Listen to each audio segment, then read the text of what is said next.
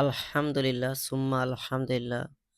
Axio ২০০৭ মডেলের ফুল bumper install করলাম এবং ব্যাগে একটা স্পয়লার ২ সাইড কিট ইনস্টল করলাম। আলহামদুলিল্লাহ ডেলিভারি দিয়ে দিলাম। এই ধরনের ফুল বাম্পার এক্সিও ৭, ৮, ১০ পর্যন্ত আমাদের কাছে পাবেন এই সেম বাম্পারই।